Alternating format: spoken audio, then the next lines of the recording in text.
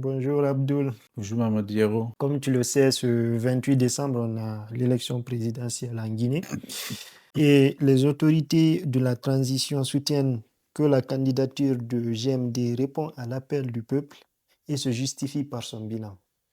Qu'en penses-tu? Alors, quel bilan? Moi, je pense que tout ceci est le fruit d'une manipulation des Guinéens, en fait. Pour preuve, on a vu par rapport à la caution, il y avait un groupement de femmes, mais c'est une pratique qu'on a connue par le passé, sous Alpha Condé également, un groupement de femmes qui se portait candidat pour payer, sa caution. On a vu ça. Ça, c'est le fruit d'une manipulation et au-delà, il y a tout le process d'achat de conscience pendant toute cette période, avec les moyens de l'État, donc sur les deniers publics. Donc en tant que Guinéen, je viens avec l'argent sur lequel tu as ta part de propriété. Je te donne quelque chose ou à coup de casquette, tout ce que tu veux, des t-shirts, je peux t'acheter. Mais ça se comprend parce que les politiques africains, les dirigeants africains ont cette méthode, c'est une vieille méthode, mais c'est dommage. Ils vont tout faire pour maintenir, leur population dans la pauvreté pour que celle-ci soit, facilement une proie. Donc qu'elle soit en situation de fragilité et facilement manipulable. Je viens, je te donne de l'argent, même, je te donne 10 000 francs, le prix d'un plat de riz, tu es capable d'aller, m'accorder, ta voix. C'est dommage qu'on en soit là. En fait, c'est de la enfin, je sais pas si c'est de la naïveté. Pour moi, c'est pas de la naïveté, c'est plutôt, de c'est plutôt de la fragilité qu'on exploite. Quelqu'un qui est pauvre et facilement enfin, qui a faim et des Guinéens, sont assez fatigués de cette situation. Donc parfois, ça peut facilement aller sur ce terrain, en fait. Donc c'est de la manipulation. On a vu beaucoup de personnes dans plusieurs villes sortir quand même, Ouais, soutenir, il y a eu avec des t-shirts et tout ça. Tu penses que tous ces gens-là sont vraiment manipulés? je pense qu'il y a des opportunistes et on a une classe, d'élite aussi qui joue le jeu. Il y en a pas mal et qui font partie de cette équipe gouvernementale, dont on sait hier qui nous vendaient, d'autres positionnements politiques. Mais aujourd'hui, ils sont avec le pouvoir. On est d'accord? Donc c'est de l'opportunisme politique. Donc on a toute cette, élite intellectuelle aussi qui est, malheureusement, qui fait fonctionner cette machine de manipulation. Pour le reste, c'est la population par le biais de l'achat de conscience et ça, c'est une marchandise, voilà qui est tout le temps utilisée et c'est dommage, en fait, pour ce pays. Et parlant du bilan, je ne sais pas qu'est-ce qu'on va retenir. En tout cas, ce que nous avons entendu à chaque fois, c'est il y a eu la construction d'infrastructures, donc des ponts, des routes, Simandou 2040. Simandou Le 2040, plus grand projet de l'Afrique, hein. c'est le projet qui va permettre au pays dans 10 ans d'avoir le visage de Dubaï, il me semble. Donc voilà, entre autres, c'est des réalisations qu'on nous présente. Mais ce que je veux dire, ce n'était pas ça le deal de départ. Ce n'était pas ça le deal de départ. La légitimité était fondée sur quoi? C'était fondé sur, un engagement. C'est de tenir cette période de transition dans un court temps et d'organiser l'élection. pas se présenter. C'était ça le deal. Et en contrepartie, la population adhérait à ce projet. On est d'accord? C'était ça le deal de départ. Le deal, ce n'était pas, heu, nous allons, tenir cette période de transition et si nous réalisons un bilan positif à retour, vous nous accordez, votre, crédibilité et votre soutien pour que nous, qu'on puisse rester au pouvoir. Ce n'était pas ça, en fait. Mais au-delà, moi, j'ai l'impression que nous, en tant que Guinéens, nous pensons que nous méritons moins. Sinon, quelqu'un qui dirige un pays, qui fait son travail, a supposé que le bilan qu'il soit positif. Quelqu'un à qui on a confié, enfin, c'est pas nous qui leur avons confié, mais quelqu'un qui fait son travail, il ne le fait pas à titre bénévole. Il le fait et ils sont payés aussi pour le faire. On est d'accord? Et nous ne sommes même pas obligés, en fait, de dire à cette personne qui a fait son travail: «Merci». Encore moins lui accorder, un soutien, à une quelconque candidature. On n'est pas obligé, mais on est tellement habitué à une situation de malheur, une situation de gouvernance à d'aucun niveau. En fait, pour nous, quelqu'un qui fait son travail, on est obligé de lui dire merci. De là, enfin, lui dire, «Nous te soutenons», en te présentant aux élections présidentielles. C'est dommage qu'on en soit là en tant que Guinéen. Et justement, certains disent que, bah, écoute, puisque on a eu le projet Simandou, il y a eu aussi cette note qu'ils ont reçue récemment, B+, des infrastructures, des écoles. Nous, on n'a pas connu ça avant. Puisque on a quelqu'un qui fait ça, pourquoi ne pas tester la dictature avec vraiment un pays qui évolue, qui a des infrastructures et tout ça? Qu'est-ce que toi tu réponds à ces gens-là?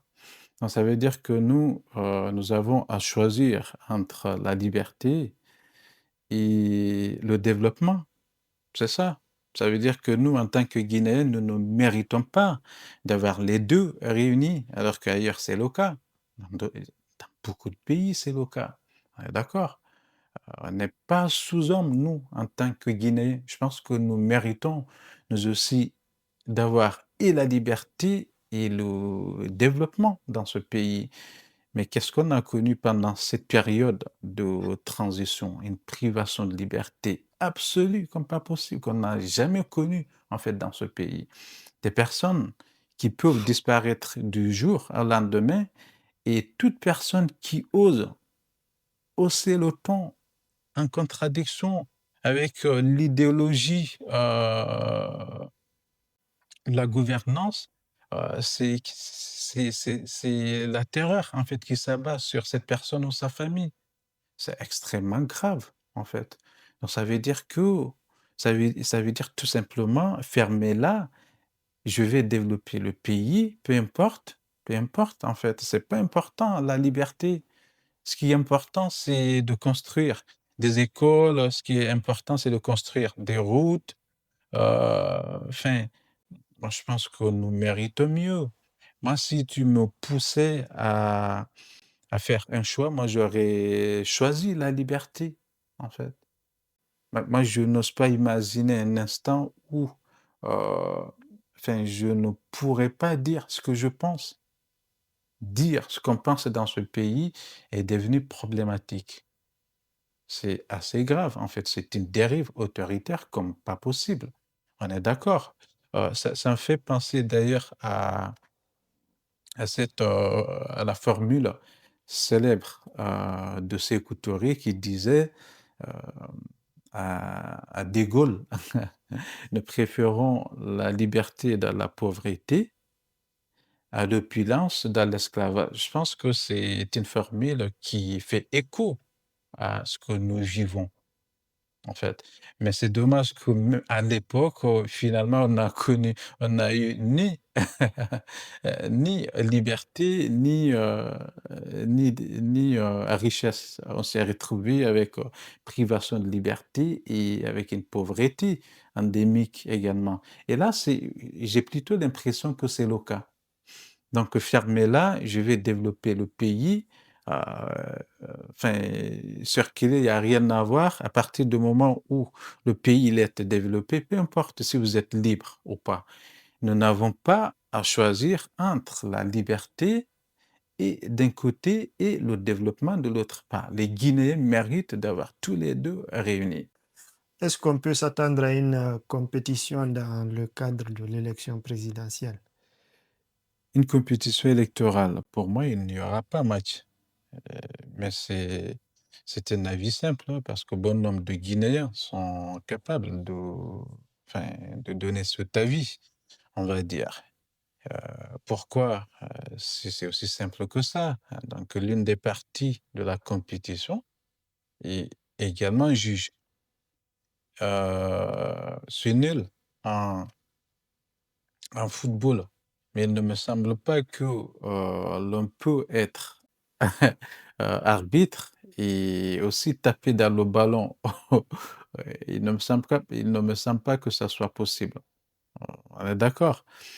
Et et ce qui est particulier ou plutôt, ce qui a été, assez marquant, c'est la possibilité qu'a eu, l'arbitre, même avant le match, de sortir des cartons rouges, des cartons rouges pour pour certains qui pouvaient être, qui pouvaient participer en tant que compétiteurs au match.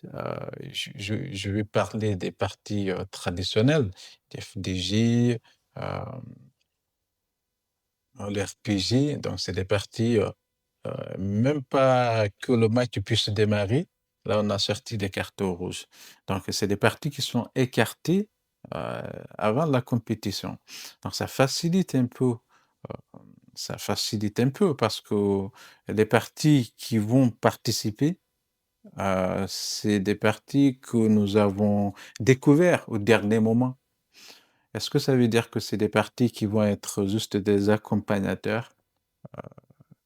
Je pense que c'est fort probable que ce soit juste des partis accompagnateurs.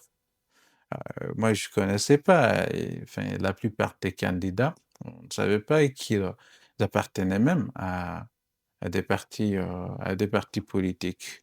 On est d'accord?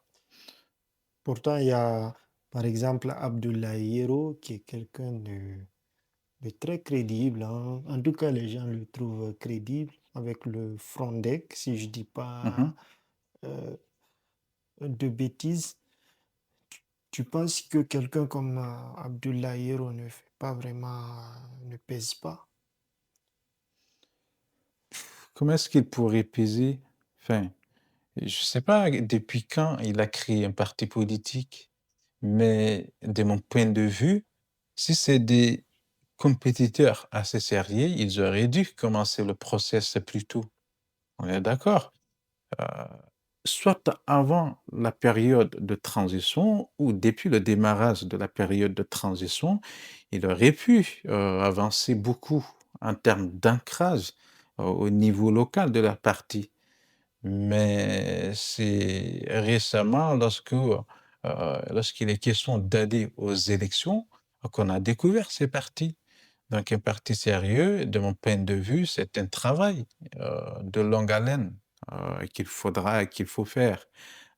Enfin, si on ne se lève pas du jour au lendemain, dire qu'on va compétir, alors que, voilà, il faut beaucoup de séances d'entraînement, j'imagine, pour être un bon compétiteur. Ça, c'est un. 2. On a vu la problématique des parrainages. Est-ce qu'il y en a eu, enfin, il y en a eu pas mal parmi eux qui ont râlé, qui ont dit, toutes les difficultés du monde à obtenir des parrainages et c'était pas évident parce que, ceux qui sont censés parrainer, donc les parrains, enfin, ce sont des personnes qui sont nommées par, par le pouvoir en place. Donc, j'imagine pour pouvoir donner, leur parrainage, ils sont obligés en amont de demander l'avis ou l'accord du pouvoir qui les a nommés. Il me semble qu'il y en a eu un, enfin, je sais pas, heu, un certain Tounkara parmi les candidats, qui a réussi à obtenir des parrainages. Je pense que cela procède, d'un simple enfumage peut-être pour, heu, donner l'image qu'il y a une certaine crédibilité. Donc il est tout à fait possible de dire à certains d'accepter de parrainer tel, mais si c'est le seul, enfin, c'est juste de l'enfumage, en fait.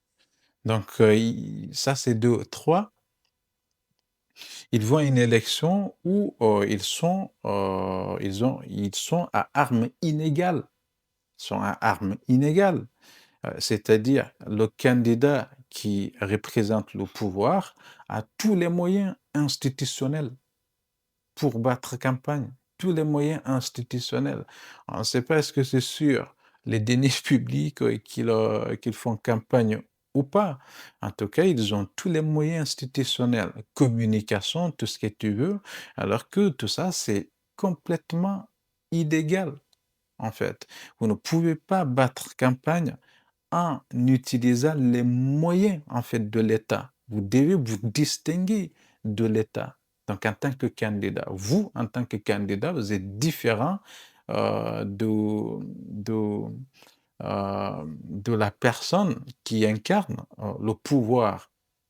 On est d'accord? Alors que là, c'est pas le cas. C'est pas le cas. Donc, déjà, ils partent avec, des armes illégales. Donc, c'est évident qu'il n'y aura pas de compétition. Il n'y aura pas de compétition, ça sera juste une formalité. Je me demande pourquoi on aurait pu faire comment? Le Mali. Le Mali, ils ont décidé, les autorités de la transition ont décidé qu'il n'y aura pas d'élection. Au moins, ils ont, le mérite d'économiser sur, parce que c'est à coût de milliards, pour organiser une échéance électorale. Mm. Donc je me dis, chez nous, on aurait pu ne pas organiser cette élection et faire comme le Mali, Et faire comme rester le Mali. dans la transition. Alors la transition et cette élection, aura juste le mérite de retrouver cette légitimité auprès de la communauté internationale. Donc ça va pas changer grand-chose. C'est comme si c'est une licence que nous achetons par le biais de ces élections. Par ailleurs, c'est le même process, hein, partout en Afrique, enfin, dans pas mal de pays africains, c'est une élection, c'est comme une licence, en fait. C'est pour retrouver sa place au sein de la communauté internationale, pour pouvoir, emprunter. Puisque tu nous as dit qu'il n'y a pas de compétition dans cette élection, la question que moi je vais te poser, c'est à quoi ça sert alors de voter? Alors, peut-être j'ai envie de te dire que ça sert à rien de voter, mais toutefois, il me semble qu'on pourrait saisir, cette échéance comme une opportunité pour envoyer un signal au pouvoir, militaire. Heu, Moi, je pense que, enfin, un signal fort qui pourrait être envoyé pourrait se traduire par, une forte abstention. Même si on pourrait douter enfin, du taux d'abstention qui pourrait derrière, nous être communiqué. Mais le fait de participer à avoir à un fort taux d'abstention ou, heu, le fait de voter pour les autres candidats, je pense que ça pourrait être, un signal fort envoyé au pouvoir militaire pour dire que nous ne souhaiterions que l'accession au pouvoir, ne se fasse pas par coup de force. que nous préférons plutôt que cela se fasse par le biais des élections. Mais à le dire comme ça peut te sembler et ça peut te sembler un peu incohérent ou maladroit, mais c'est le cas. Parce que ceux qui organisent, c'est par le biais, en fait, de la force qu'ils ont accédé au pouvoir. Et là, dès lors que là, il n'y a pas de compétition, moi j'imagine que tout a été déjà joué, en fait, d'avance. Donc c'est par le biais de la force. Dès lors que le vote ou les suffrages ne vont pas bénéficier d'un respect à la hauteur, ça veut dire que c'est par un coup de force. On est dans un pays où la règle pour l'accession au pouvoir, c'est plutôt la force. Alors que nous, ce que nous souhaiterions, c'est plutôt que ça soit par le biais des urnes. On est d'accord? Et le fait de légitimer ce pouvoir, participer à la légitimation de ce pouvoir par le biais de cette élection, c'est un signal à envoyer derrière à d'autres militaires aussi. Ah bah oui, bien sûr, parce que c'est une façon de leur dire que eux aussi, ils peuvent y aller, quoi. Ils peuvent y aller, alors que nous, ça serait plutôt meilleur qu'on puisse redevenir un État normal, donc un État où l'accession au pouvoir se fait par les urnes et non par la force. On est d'accord? S'abstenir ne serait-il pas faciliter la tâche? Ne serait-il pas choisir en fait la chose la plus facile? Un taux d'abstention assez fort. Moi, je pense que c'est... Enfin, là, on sait dans tous les cas de figure, le résultat, il est déjà connu d'avance. On est d'accord? Moi, je ne crois même pas qu'on va assister à un deuxième tour à l'issue du premier. Ça sera ce qu'ils appellent un coup KO. Donc, un seul, un seul tour va L'avenir nous le suffire. dira. Un seul tour va suffire. C'est pour ça que pour moi, soit on peut y participer, ceux qui décident d'aller voter, ils peuvent voter pour les autres candidats. Enfin, ça serait également un signal fort à envoyer, c'est qui, voilà, d'autres peuvent décider aussi euh, de ne pas aller voter. Donc, cela va permettre d'avoir un taux d'abstention qui est conséquent. Et que ce soit l'un ou dans l'autre cas, je pense que ça sera un signal fort à envoyer au pouvoir militaire.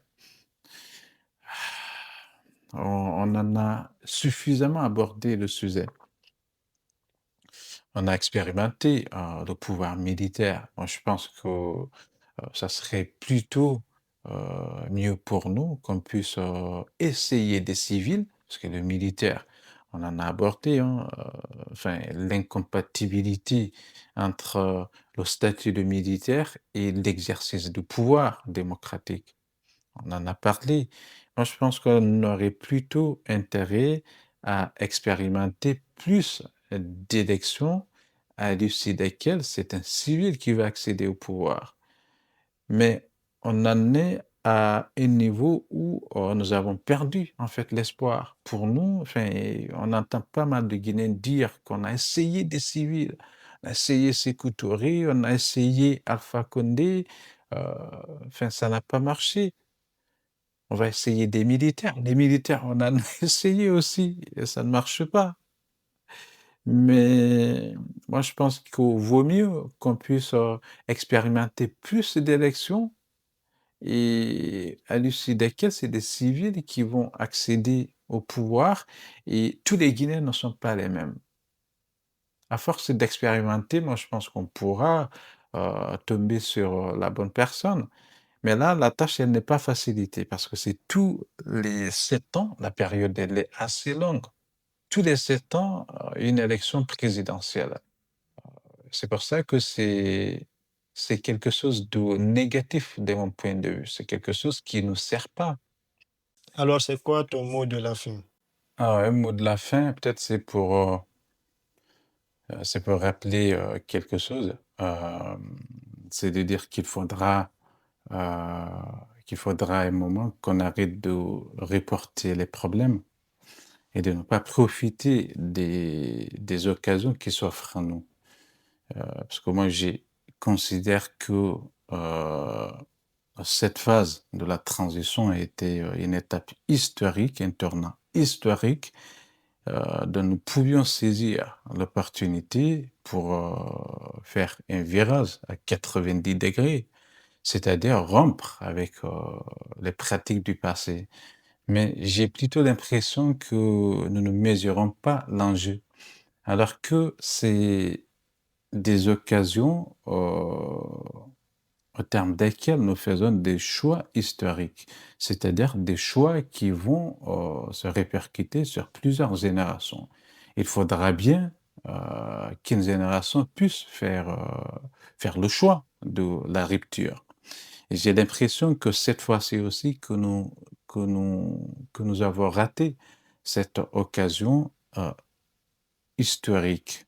Hem, Moi, ça m'arrive parfois de me poser cette question et surtout quand j'ai en face, mon garçon, heu, je pense à ça. Je dis: «Il fait partie des futures générations» et que, si ma génération à moi, nous, on ne va pas penser à nous, hein, parce que, pour qu'un pays puisse se développer, c'est sur plusieurs décennies.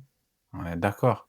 Et je me dis peut-être si nous, notre génération actuelle, si nous prenons nos responsabilités, eux, ils ne vont pas vivre, ils ne vont pas connaître ce que nous avons connu. Donc il faudra qu'on puisse en être conscient. Heu, Pourquoi? Parce que parfois nous privilégions des opportunités, nous privilégions, des avantages assez éphémères, heu, contre, des intérêts des futures générations. C'est assez dommageable ça, assez dommageable. C'est plusieurs générations ont fait ce choix. Mais moi, j'aurais fortement envie que la génération à laquelle j'appartiens puisse, heu, faire le choix, de cette rupture pour que les futures générations dans lesquelles, mon fils fera partie, qu'ils ne puissent pas connaître, en fait, ce que nous connaissons aujourd'hui. Ça serait une honte, j'imagine de ma part, plus tard, que lui, et qu'il puisse, connaître ce que nous connaissons aujourd'hui, vivre, cette situation que nous vivons aujourd'hui et qu'il me posait la question: «Pourquoi papa, à votre époque, vous aviez laissé faire, vous n'avez pas pu faire ceci, vous n'avez pas pu faire cela?» J'ose pas imaginer la honte que moi je pourrais éprouver, le jour où il va me poser cette question. Donc c'est eu égard à cette analyse que moi je souhaite fortement qu'il y ait une conscience collective pour qu'on puisse opérer un changement radical et pour que notre pays et tout ça, c'est juste pour que notre pays puisse devenir normal. Ce que nous voyons à côté, on a des pays à côté qui sont des modèles, en fait, pour nous. Des modèles pour nous. Je pense que nous pouvons faire quelque chose pour y arriver. La Guinée, elle mérite mieux. La Guinée, elle mérite mieux. Donc voilà, il y a tellement de choses à dire, je pense que je vais, me limiter, à ces quelques mots. Merci. Voilà. Merci à toi aussi.